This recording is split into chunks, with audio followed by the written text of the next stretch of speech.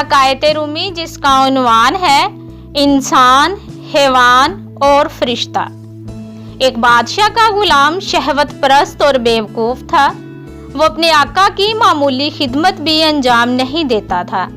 وہ غلام اپنے آقا کا بدخواہ تھا اور اپنی سعادت سے بخوبی واقف تھا۔ بادشاہ نے اس کی تنخواہ کم کر دی اور وہ کم عقل اور لالچی تھا، اس لیے سرکشی پر اتر آیا۔ اگر وہ عقل مند ہوتا تو خود پر نگاہ دوڑاتا اور اپنی کوتاہی کی معافی بادشاہ سے مانگتا۔ اس غلام کی مثال اس گدھے کی سی تھی جس کی ایک ٹانگ پر رسی باندھی ہوئی تھی، پھر بھی وہ شرارت کرنے لگا۔ اس کی دوسری ٹانگ کو بھی باندھ دیا گیا۔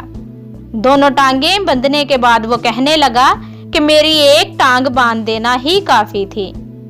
وہ یہ نہیں جانتا تھا کہ اس کی دونوں ٹانگیں اس کی کمینگی کی وجہ سے باندھی گئیں، اور اگر وہ سمجھتا کہ میری یہ ایک ٹانگ بھی میری اس کمینگی کی وجہ سے باندھی گئی تو وہ یقیناً شرارت سے باز آ جاتا اور پھر اس کی پہلی ٹانگ بھی کھل جاتی۔ اللہ تعالیٰ نے فرشتوں میں صرف عقل رکھی ہے، اور اس عقل کا تقاضا ہے کہ وہ صرف اطاعت اور بندگی بجا لائیں۔ لہٰذا یہی وجہ ہے کہ فرشتوں سے گناہوں کا صدور نہیں ہوتا۔ حیوانات میں صرف شہوت و حرص رکھی، چاہے جنسی ہو یا کھانے پینے کی۔ انسان میں عقل اور شہوت دونوں رکھی، اور ملائکہ کی غذا صرف عشق خداوندی ہے۔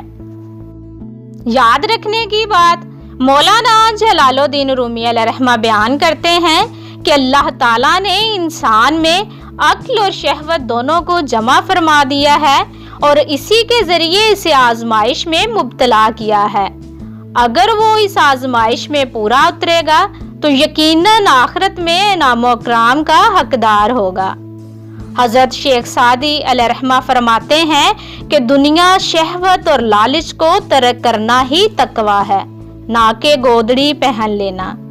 جنگی لباس پہننے سے بندہ بہادر نہیں ہو جاتا، بلکہ بہادر ہونا جنگی لباس کے لیے اولین شرط ہے۔